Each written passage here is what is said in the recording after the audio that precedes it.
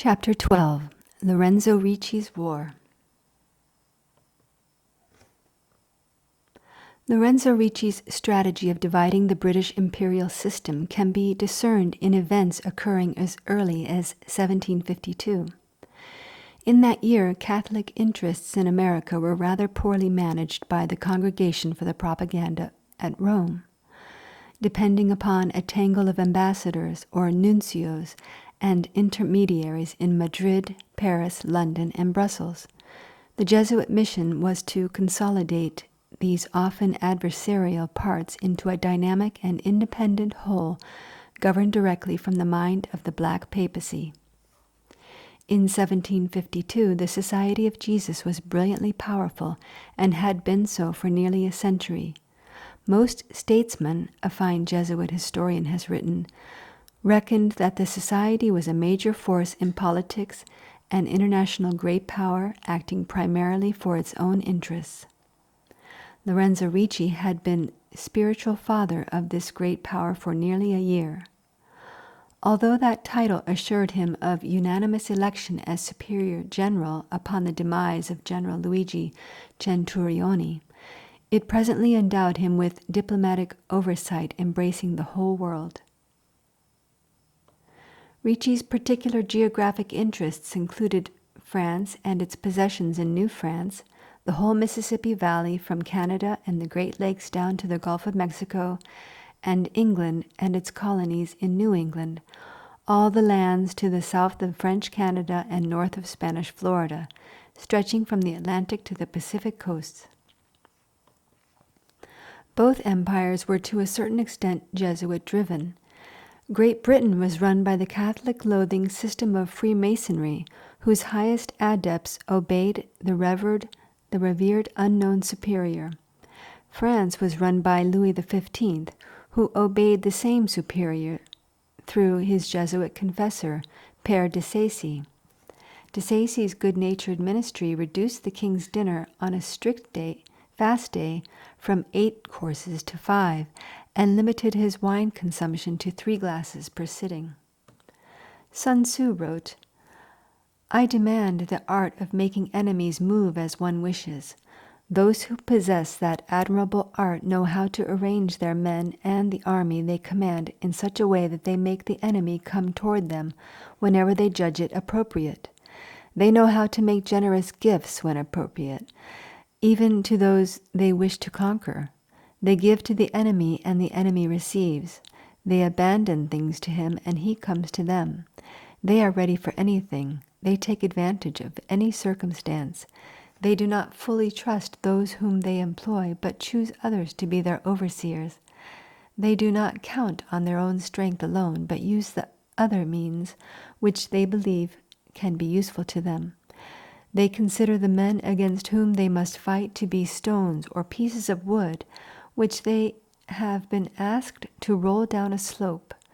You, therefore, who are commanding an army, must act in such a way that the enemy is in your hands like a round stone that you have caused to roll down a mountain 1,000 paces high. Thus it will be recognized that you have power and authority, and that you are truly worthy of the position you occupy." Lorenzo Ricci transformed British and French colonial personnel into round stones by creating a crisis between their conflicting imperial claims to dominion in North America. In 1752, his spiritual fatherhood directed French soldiers and their Indian allies to destroy the important British colonial trading center on the upper Great Miami River. Then followed the plundering, capture, or killing, not murdering, but papally absolved extirpating, of every English-speaking trader in the upper Ohio Valley that the French Indians could locate. Although these lands were legally British, dating from a grant to Virginia by King James I in 1609, the important Virginia families failed to empathize with the misfortunes of explorer inhabitants in such remote and undeveloped wilderness. But when, toward the end of 1752, the Virginia government granted an additional 1,500,000 acres of Ohio Valley land Empathies burst into bloom. Suddenly the Virginians had something to lose, and it was being lost to a band of Roman Catholics and their Indian converts. In 1753, French engineers constructed a chain of forts connecting Lake Erie with the Ohio River. The governor of Virginia dispatched a small militia to confront these Catholic trespassers. Leading the militia was a recent initiate into the Fredericksburg Masonic Lodge, 21-year-old Major George Washington. Washington warned the garrison at Fort Le Boeuf that it was illegally occupying Virginia real estate, so notoriously known to be the property of the Crown of Great Britain.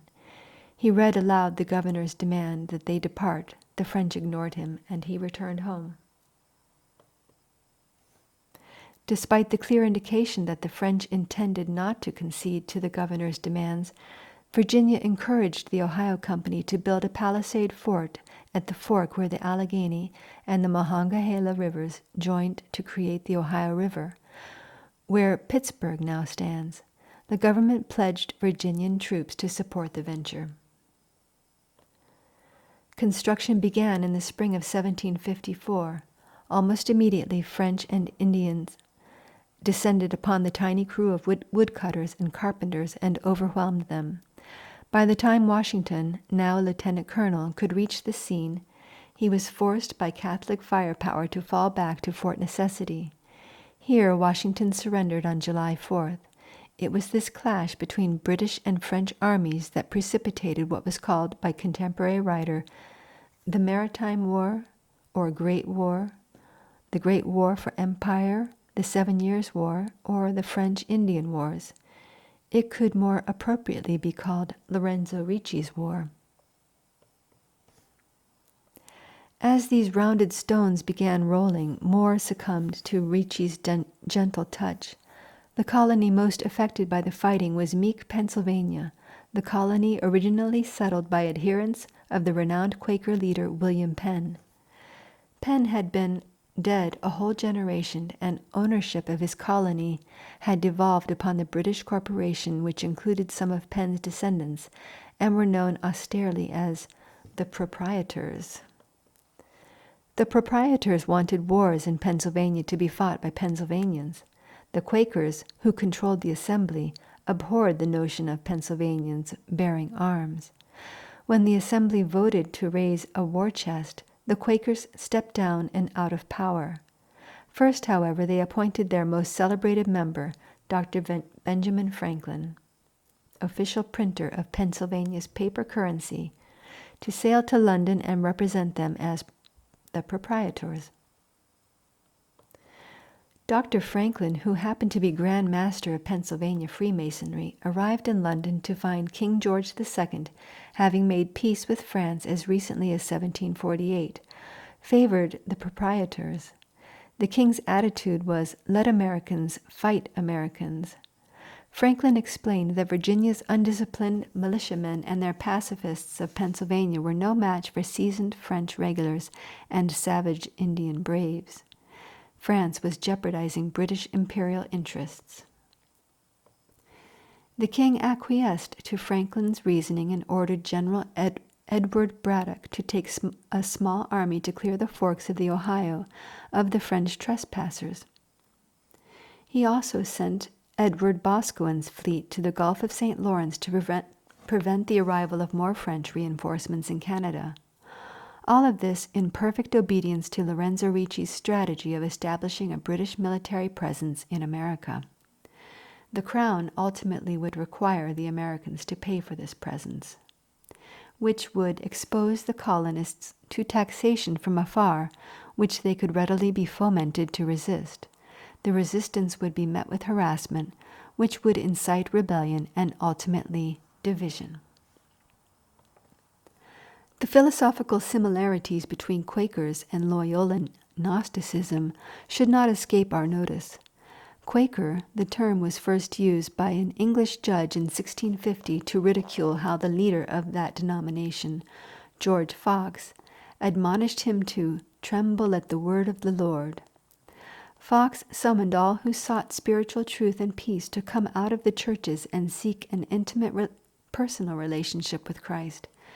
Jesus of the Quakers spoke through inner illumination, a light available to all, having nothing to do with outward forms of ceremony, ritual, or creed. To the Quaker, every person was a walking church. Every heart was God's altar and shrine. There was no need, therefore, to attend steeplehouses or pay taxes to support a state church clergy, or doff a hat to king or commoner, or fight wars or distinguish between sex or social class. Such doctrine, of course, was highly offensive to the Church of England, and so the Quakers were mercilessly persecuted as treasonous criminals. They found a haven across the Atlantic in the colony conveniently granted by King Charles II to William Penn, one of the more outspoken English Quakers. Charles granted the land to settle a debt the Crown owed Penn's deceased father, Admiral Sir William Penn. Knowledgeable contemporaries publicly charged the younger Penn with being a Jesuit in disguise. Actually, all Catholic clergy in England were to a certain extent in disguise, thanks to a law prohibiting Roman Catholics from wearing clerical garb. Promulgated with the intent of handicapping popery, the law might well have been written by Jesuits, as its effect reduced the Jesuit profile to nothing, the level preferred by covert militias. 18th century London was teeming with disguised Jesuit missioners trained at places like St. Omer's in moral theology, casuistry, equivocation, mental reservation, as well as espionage, cloak and dagger diplomacy, guerrilla tactics, and the manipulation of public opinion. William Penn's higher education began at Cardinal Wolsey's endowment for the furtherance of papal supremacy, Christ Church College at Oxford. Before completing Oxford, Penn was sent by his father to a small university in Saumur, France. Penn left Saumur an accomplished propagandist, less interested in achieving specific biblical objectives. Much reading is an oppression of the mind, he would later advise his children, than in establishing illuminated social justice through reason and natural understanding. His most influential work, the pamphlet No Cross, No Crown, published in 1669, agitated for Quaker separatism.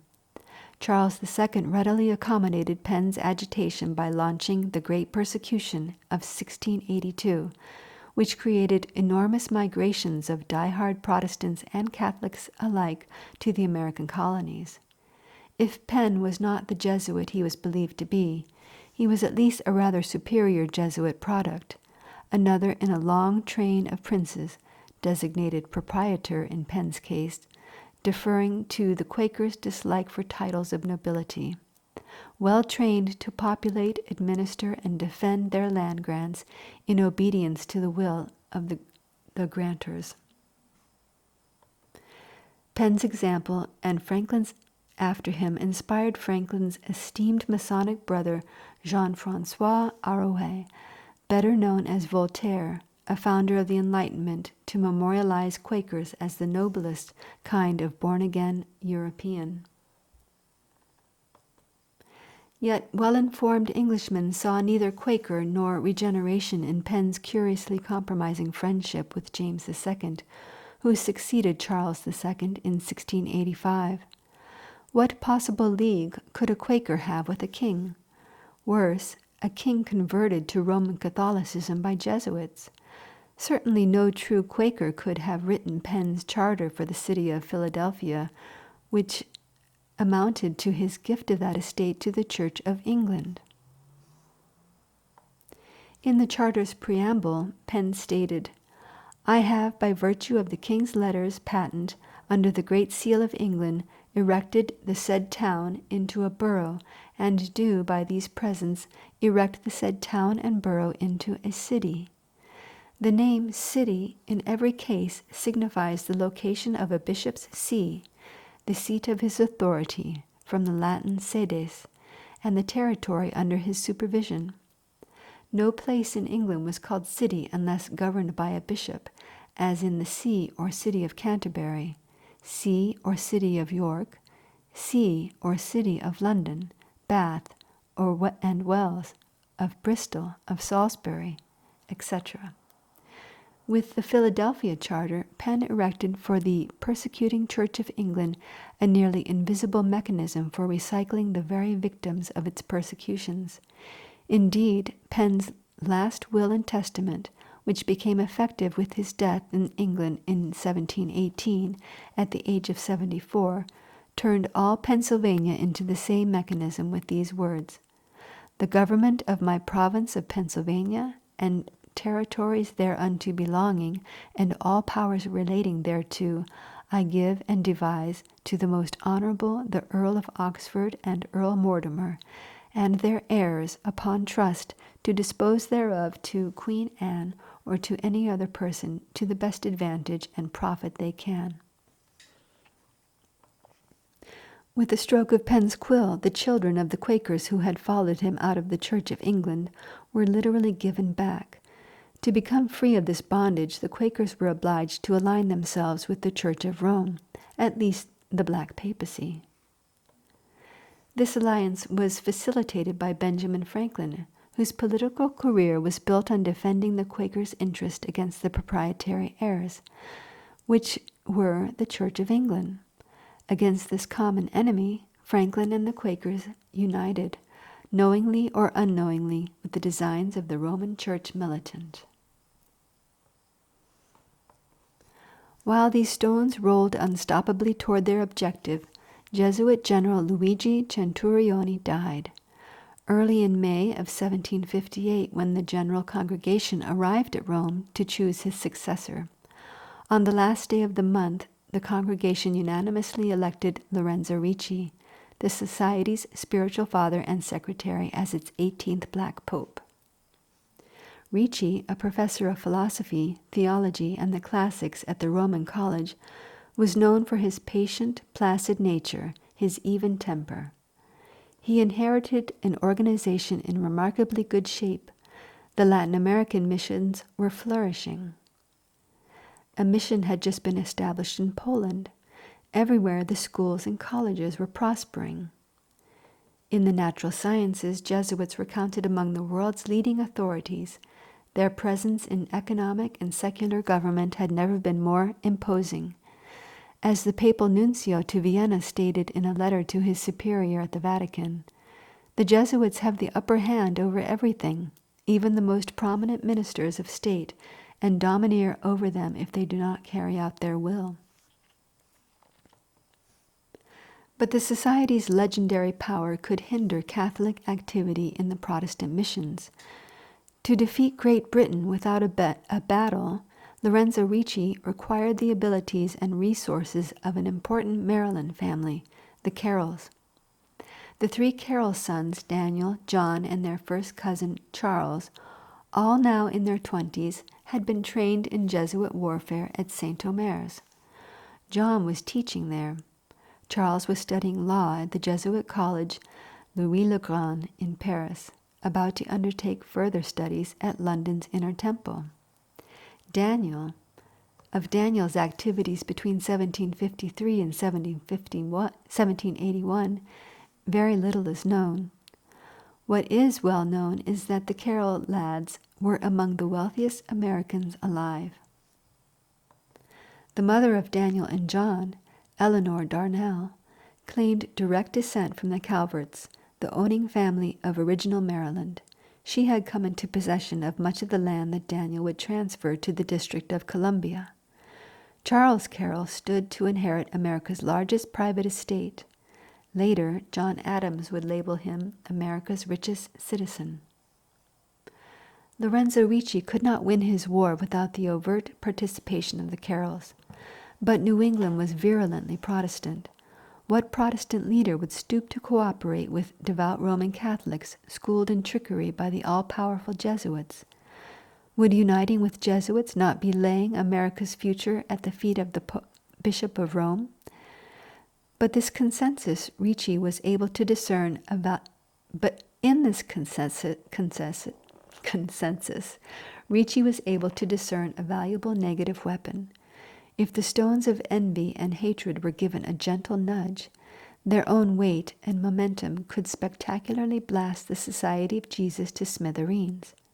With the Society out of the way, Roman Catholicism would hang in the wind, defenseless. To a Protestant's perception, the Church would no longer be a forceful contender for political power. Sun Tzu devised a ruse known in the lingo of modern covert professionals as blown cover as cover.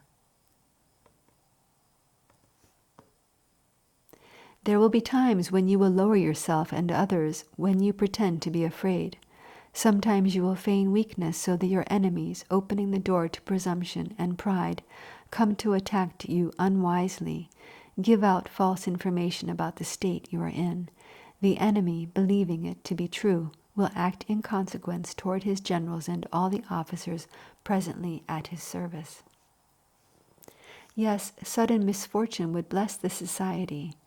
Weakness and persecution would be transformed into magnificent new capital for building sympathetic relationships with other weak and persecuted people, such as the British colonists were destined soon to become.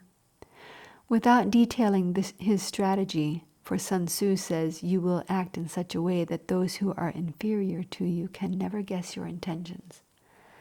Lorenzo Ricci affirmed to the general congregation that storm clouds were gathering on the horizon.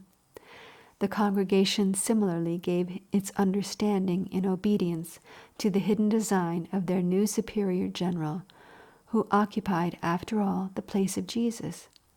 It issued a call for esprit to the brotherhood at large.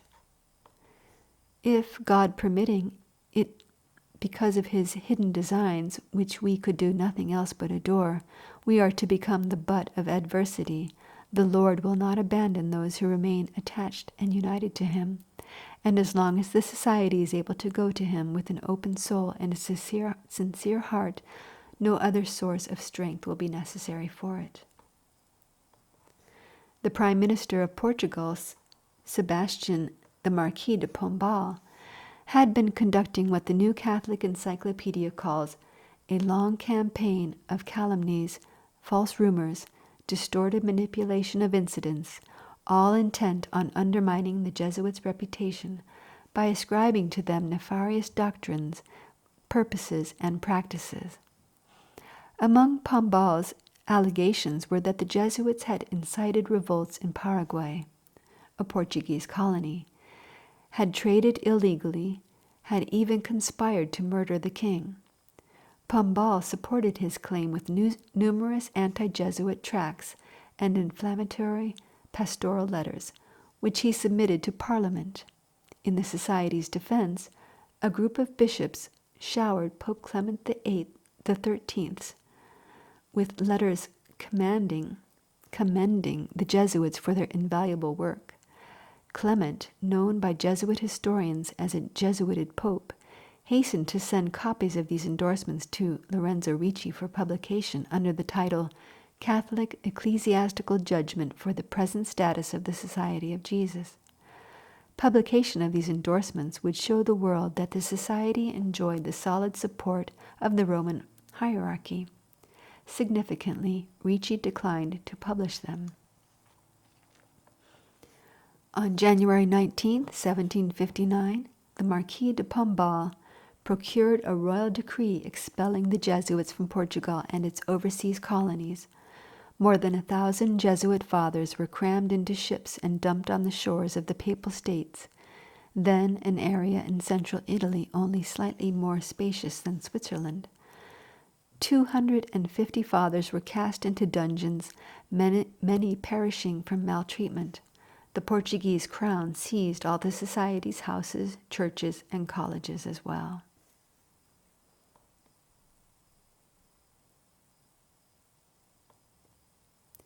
Stones were then nudged in France. The superior of a Jesuit mission in the Caribbean, Père Lavalette, had obtained commercial credit to finance his mission in Martinique.